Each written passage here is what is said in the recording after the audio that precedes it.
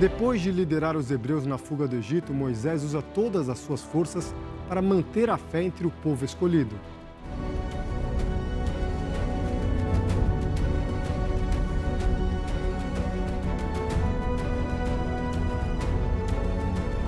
Seguindo as orientações de Deus, Moisés tem outro desafio: construir um templo na terra, o chamado tabernáculo.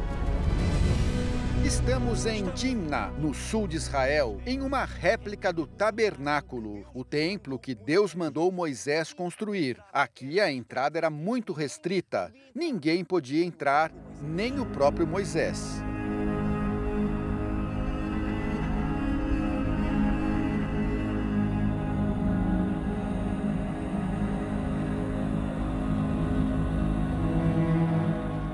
Deus instrui Moisés a construir o tabernáculo e ele dá todas as instruções exatas. O tamanho do tabernáculo, 100 covados de comprimento por 50 covados de largo e 6 covados de altura. Ele diz quais são os materiais que vão ser usados: ouro, prata, cobre, pelo de carneiro, pelo de cabra.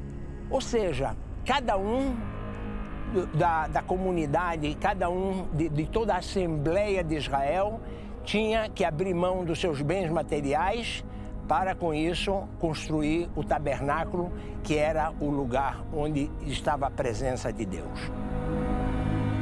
E por que o povo estava disposto a fazer essas ofertas? O povo viu o poder de Deus, o povo viu os milagres que foram feitos, o povo viu como Deus abriu o Mar Vermelho e os israelitas passaram em segurança e como ele fechou o mar sobre os egípcios.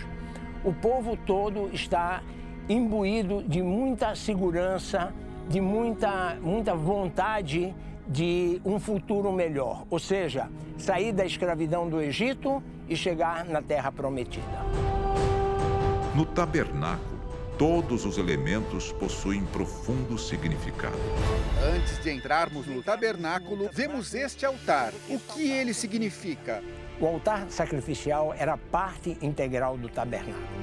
Os animais que eram sacrificados, eles eram colocados aqui no altar. Parte deles era queimada totalmente, outra parte era dado aos ofertantes e a terceira parte ia para os levitas e sacerdotes que viviam das ofertas locais. Quais animais eram sacrificados aqui? Somente animais puros. Você não podia sacrificar um animal que não é um animal que você pode comer ele. Os animais de sacrifício eram o touro, a ovelha, o bode, uma pomba. Ou seja, todos os animais eles tinham que ser ruminantes e tinham que ter a pata fendida. As 12 tribos traziam os sacrifícios para o altar. Quem fazia os serviços do tabernáculo era Arão, irmão de Moisés. Agora estamos no interior do tabernáculo. O que temos aqui dentro? No interior do tabernáculo, nós tínhamos 3 elementos. O primeiro que eu vou citar é a mesa do pão da proposição. Esses pães eram cozidos uma vez na semana e só era permitido comer dele os sacerdotes. O segundo elemento, a menorá de ouro, onde eram colocados as lamparinas com óleo e a todo o tempo estava aceso. Finalmente, o terceiro elemento que nós temos dentro do Santíssimo é o incensário. Misturavam os incensos, 11 incensos, em memória das 12 tribos de Israel, ou seja, os sacerdotes preparavam incenso e eles eram da tribo de Levi, não havia necessidade deles colocarem um incenso próprio. O local mais importante era o Santo dos Santos, que ficava bem atrás deste véu. Vamos agora ao lugar mais restrito do tabernáculo, não é? Tabernáculo, não é assim? Nós vamos entrar agora no Santo Santíssimo. Se aqui nós estávamos no Santíssimo, agora nós entramos no Santo Santíssimo. Aqui nós temos a Arca da Aliança. A Arca da Aliança, esse era o objeto que era tido por todo o povo como a ligação do povo com Deus. Daí o nome Arca da Aliança, a aliança do povo de Israel com Deus. E aqui nós temos, na Arca da Aliança, dentro eram guardados Maté Aaron, ou seja, o cajado de Arão, as tábuas da lei e o maná que caiu do céu e alimentou os israelitas durante os 40 anos. Qual a importância da Arca da Aliança naquela altura? A Arca da Aliança é tido como sendo o elemento concreto da presença de Deus. Apenas o sumo sacerdote tinha autorização para entrar no Santo dos Santos, e somente um dia por ano, no dia do perdão, quando ele intercedia diante de Deus pela expiação dos pecados de todo o povo. O tabernáculo tinha outra peculiaridade. Era móvel.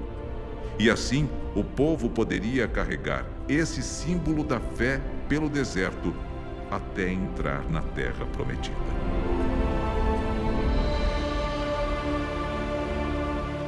O que é que aprendemos com Moisés neste capítulo da Bíblia?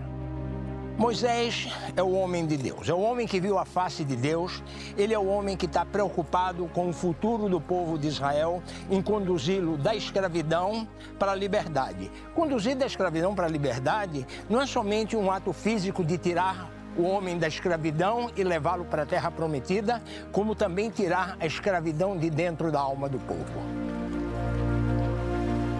Dando não somente ao povo de Israel, mas ao mundo inteiro, as tábuas da lei, os 10 mandamentos e muitos mandamentos mais. Moisés está dentro da narrativa mais importante de todo o Antigo Testamento, que é a narrativa da libertação do Egito. É ali que está situado esse coração pulsante daquilo que vai definir a própria identidade desse povo de Israel. Então, Moisés é justamente essa figura que resume esse processo todo, né? Ele é aquele que significa que Deus se importa com o seu povo e que significa que Deus vai levantar alguém que vai libertar o seu povo. Os ensinamentos de Moisés seguem vivos até hoje na Terra Santa.